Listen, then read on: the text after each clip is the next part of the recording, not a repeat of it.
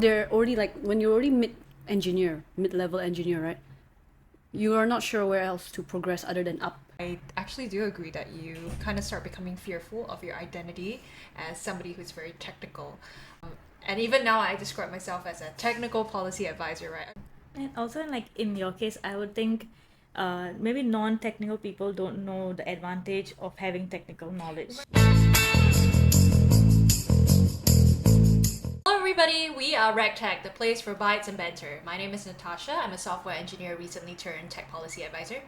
Saloni, software developer. And I'm Victoria, a solutions engineer. And together we are RegTech. Today's episode will be all about talking about how career growth, at least for tech, is not linear, and about the process of letting go of labels that are tagged to career growth.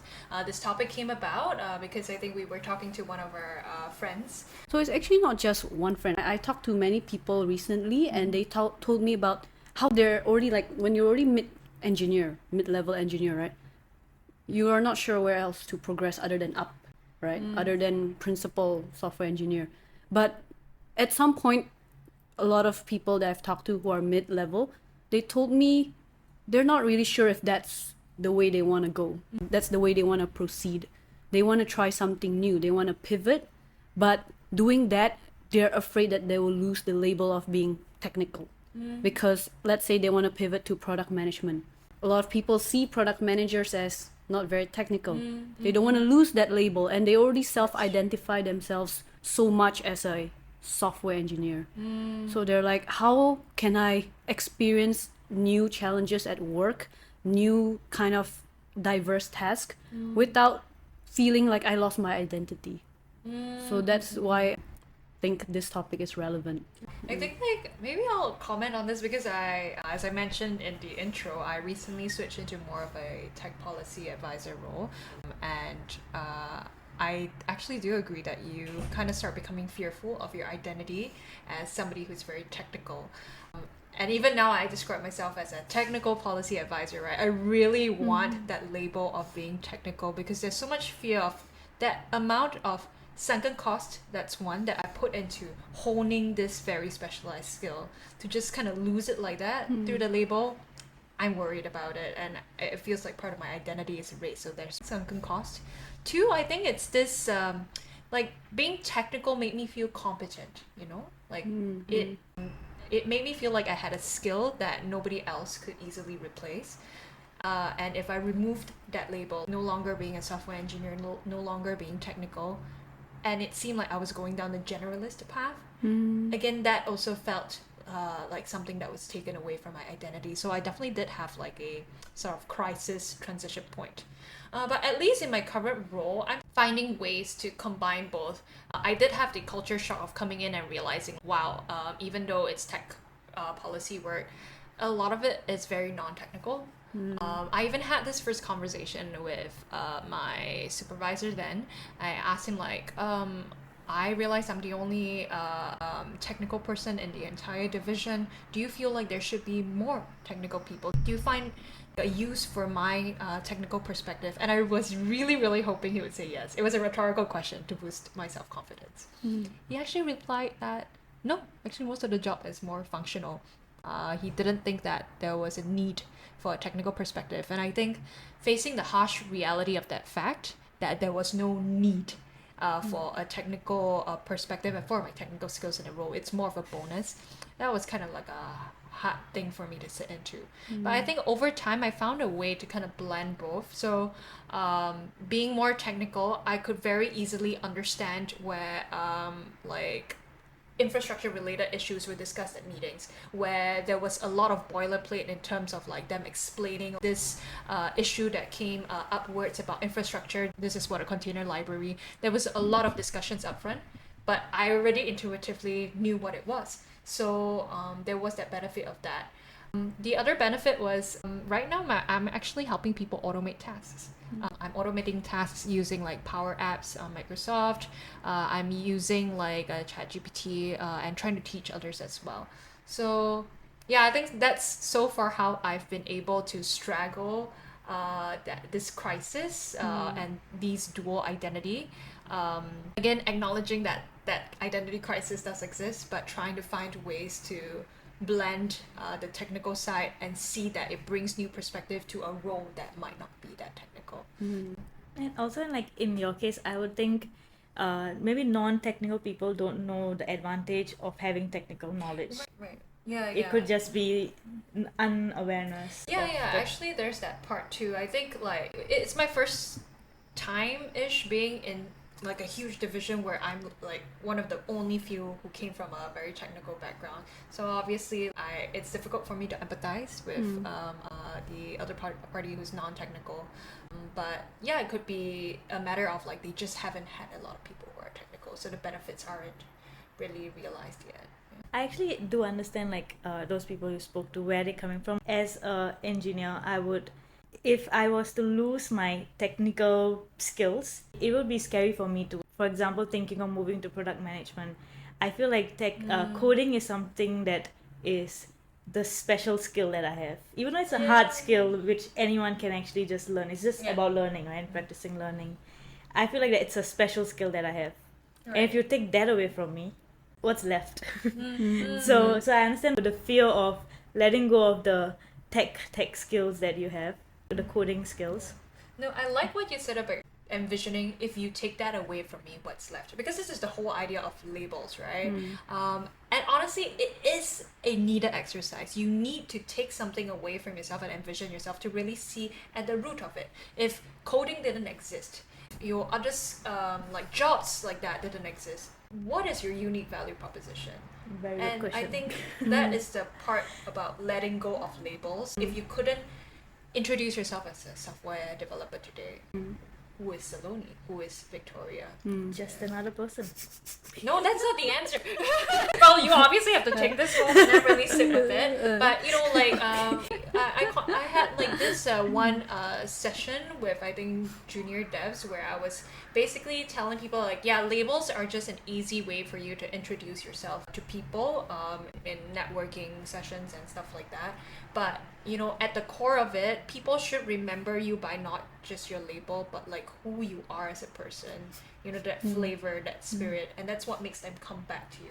It's not that I came back to Saloni because she's a software engineer, but there is a special essence of it, and that self-awareness needs to kick in. If you didn't have this role today, then what do you offer to teams? Yeah. That's why I think like this is a very interesting question for all of us to also reflect and think about, because we're always labeling ourselves unconsciously, right? Whether it's through MBTI or through our LinkedIn titles, what we do, right? Yes. We're just a society that's obsessed with labels, because that's how we can easily remember people better, right? Yeah. We categorize them. It's just easier for us. So because of that, in return, we label ourselves, right? And we associate ourselves with all these labels. And for me, I grew up in 3 different countries. I cannot find a cultural identity. Basically, that was my issue growing up. Is like, I don't have a strong cultural identity, and I noticed, I think it's a problem, because during the Olympics, right, Indonesia. You didn't know who to support. Indonesia versus Singapore. Then I'm like, I know. I remember I was like so confused. 2008 Olympics. My helper, she's pure Indonesian. I'm just cheer for Indonesia, no hesitation there. But me, I have lived in Singapore for quite some time, and I even start to use Singlish, and I'm like, what am I now? Right. So again, I think for this question, this is the career side of things, right?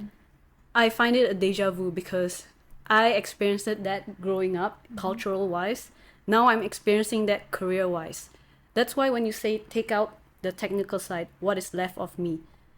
I think I'm in a better position than software engineers, because software engineers is like, let's face it, 90% is hard skill.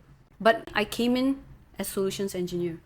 So it's not, I know hard skill is so important, but at the same time, I'm not obsessed with that, because I already know that what I'm good at is I can manage projects, stakeholder communication, understanding how to break down tasks into smaller milestones and actually delivering things. So I have many sets of skills that is not just hard skills. So I think like what Natasha said, to let go of labels, you need to be able to have more than just that skill alone. You must be able to really write down who you are as a person, what other value can you bring to the table besides the hard skills. That way, even when you transition, because I did meet a person who transitioned from software to product, they're very okay with it. They still take pride that I'm a technical product manager. Yeah. I'm a product manager, very technical, and it is really a good asset. Yeah. She don't throw it away. She Yeah. still keep it with her. But yes, maybe people on first impression do not realize she's technical, Right. but the work will show eventually. Exactly. Yeah. I like how you raise this part. It's that like labels are not as important as like knowing what you bring to the table. You need to be very self-aware that beyond those labels, who you are inside, and even where comes a point of time mid-career, you're interested in product management or you're interested in starting your own startup, that and it could be like a completely non-technical startup. How do you make that leap? You let go of your labels first, but then you also address the fact that even after making that transition, that you bring this new technical perspective because of your lived experience, right? So that's also like a great thing to be able to combine identities and refashion a new identity for yourself. Not just a product manager, now I'm a technical product manager. Sure, I can't have that on my title per se, but it will show in my work. So I really like that approach of looking at things as well, especially when people, are faced with needing to transit careers. I am thinking of a lot of like, people become moms, for example. I think we have a few of them in women devs who have had to let go of being an engineer and then, becoming a mom and then re-enter as a product manager maybe. And I always say career growth is not linear. I don't think that there's only one path to growth. There's many different paths, and whatever experiences that you have collected throughout the years, it will really benefit to your current role, because that makes you as a person. You have all these domain knowledge that maybe another person, same role as you, will not have, because they have totally different experiences. So these knowledge will overlap, right? And that would really benefit if you have if you can identify how you can synergize those. Yeah, exactly. And I think for example, you talk a lot about like, you're not just a software engineer, you're also like you have to think in products, so you're also a product person. So what you do is you don't see a career as like linear, you're also doing things on the side in order to help become a more holistic person. And what are some of the few things that you're doing at the side right now to kind of enhance your role as a software engineer so you can go beyond that label? It's okay, you can talk about your side hustles as well. Okay, firstly, some intentional things that I'm doing is speaking. Like this podcast is one of my side hustles, you can call. Able to project my voice, firstly, able to express my opinions, make conversations, meet people, things like that. That's something that's not very techie tech, but it's this skill that you'll have to evolve for yourself. Okay, so for example, I like to do hackathons with my friends on a random Saturday, right? So it's not, even though it's a hackathon, yes, it's very technical, but before the hackathon happens, you have to actually break down tasks into smaller tickets so that everyone can simultaneously work on projects, and there'll be a MVP at the end of it. So it's like project management, or you can call it product management as well. So these are just skills that one can do on the side to hone these other aspects of your life that want to take away your technical, your coding aspect. There are all these things at your side. And you also like do some stuff in e-commerce as well. Oh, You're yes. spending so much Social media marketing, marketing, digital marketing. Yes. just allowing yourself to have skills. I think there's this thing called like being a T-skilled person. You have one very deep skill, like a T shape, but then your whole And then a breadth. you have to have good breadth as well, and you're just growing this T, right? And I think that's more value in society nowadays, especially since we're talking more about AI. AI can replace a lot of like certain parts of like that deep skill. So I guess like if the understanding that career growth is not linear, how you can grow in your career, you don't have to be more technical as a person.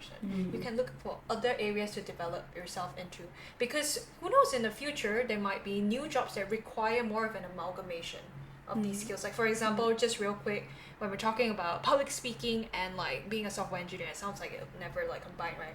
What about developer Solutions relations engineer, roles? What definitely. about solutions engineer roles? These roles are also there because they need these people with very specific combination of skills. I always believe that like you shouldn't just be work shouldn't just be your entire life. You should have that. other endeavors also. It should be, I'm not doing this podcast because I want to increase my public speaking skills. I'm also doing because it's fun. I get to speak to my friends while doing these other skills enhancement.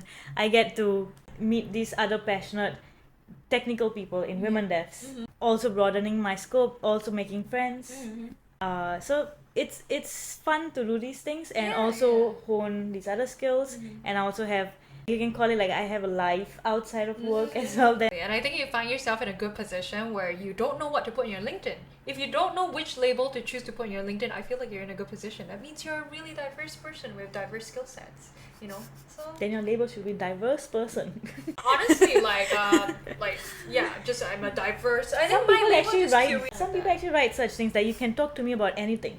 Yeah, and honestly, it's totally fine. Yeah, in fact, I feel like our society might be going more in that way. We're so concerned with labels and being technical because unfortunately that's the way a capitalist society like functions right now. You know, work, corporate, you have this designated rule, go for it. But life is not that way. You know, we're not meant to be pigeonholed.